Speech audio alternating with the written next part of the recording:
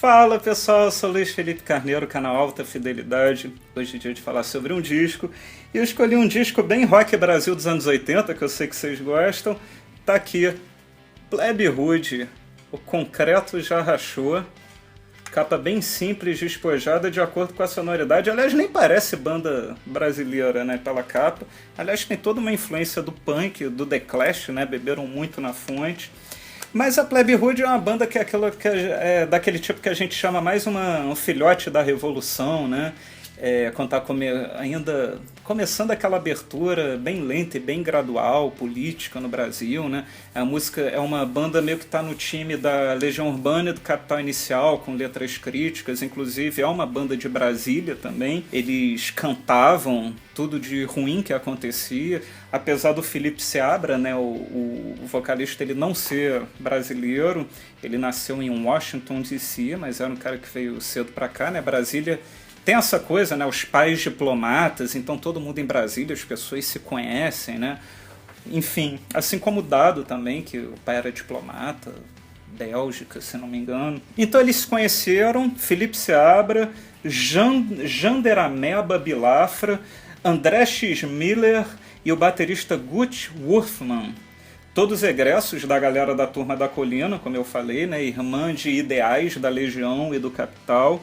E esse O Concreto Já Rachou é o primeiro disco da Plebe. Inclusive, ele oficialmente não é nem um disco, ele é um mini disco, um EP. Ele tem 7 faixas, um mini LP, né? 22 minutos de duração, mas isso não impede dele ser considerado um dos melhores discos do rock Brasil. Tá sempre na lista, né, de um dos melhores, uma das melhores estreias do rock Brasil, junto com Barão, Traje a Rigor. Influência do punk, a influência do The Clash é clara como o sol. Atitude, além do som, a atitude também era bem parecida. Esse disco demorou 4 anos para ser lançado depois da formação da banda, que foi em 81, tô fazendo as contas aqui, o disco é de 85.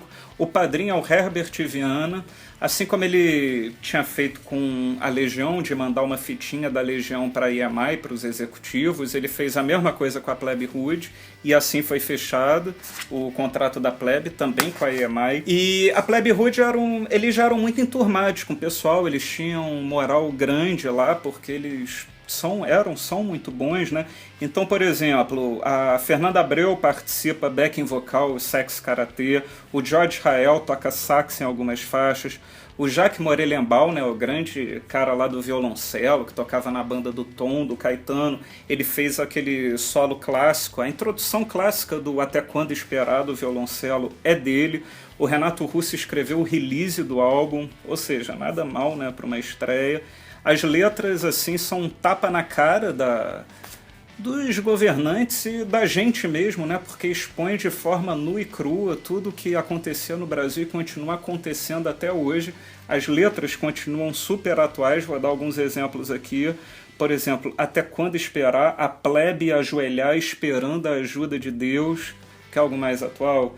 Tem outra, Tropas de Choque, PMs armados, mantém o povo no seu lugar. Não tem muita diferença, né? Mais de 30 anos depois, os caras não eram nem um pouco ingênuos. Uma música que eu gosto muito aqui é Minha Renda, no CD a 4ª faixa, no disco eu não sei, eu tinha o LP, mas eu não me lembro.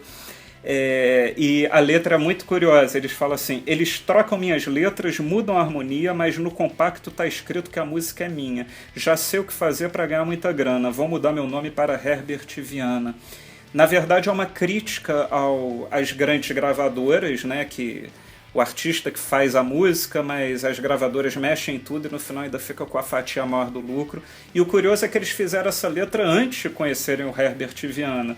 E o Herbert, na gravação original do álbum, que ele produziu, ele canta esse verso, né? Vou mudar meu nome para Herbert Viana. Então é bem engraçado, curioso. O Concreto Já Rachou vendeu 250 mil cópias em poucos meses. Depois desse disco, a Plebe Rude lançou Nunca Fomos Tão Brasileiros, de 87, é um disco que eu gosto muito também, produzido também pelo Herbert Viana.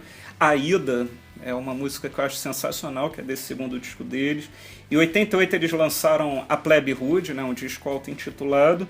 E em 93, Mais Raiva do Que Medo. Esse último eu não gosto muito, mas é legal. Depois disso a banda meio que acabou, volta esporadicamente para alguns shows, né? O Felipe Seabra, ele mora fora do Brasil, e uma vez eu estava vendo, eu tenho 99% de certeza que foi naquele documentário do Rock Brasília, que fala exatamente sobre Plebe, Capital e Legião, que eu estava entrevistando o Felipe Seabra. Se não foi nesse documentário, me perdoem, mas eu vi em algum lugar. E ele estava falando, pô, um dia eu liguei a TV de manhã, estavam os Titãs tocando num programa, um playback lá com um papagaio do lado, não sei o quê. Aí ele falou, porra, se fazer sucesso no Brasil significa que eu tenha que fazer essas coisas, eu prefiro nem ter mais banda, eu prefiro não fazer sucesso no Brasil. Esse é o Felipe Seabra, essa é a Plebe Rude, né, uma banda íntegra até o último fio de cabelo dos caras. Eu admiro muito bandas assim, pena que estejam sumidos, mas dá pra entender, né?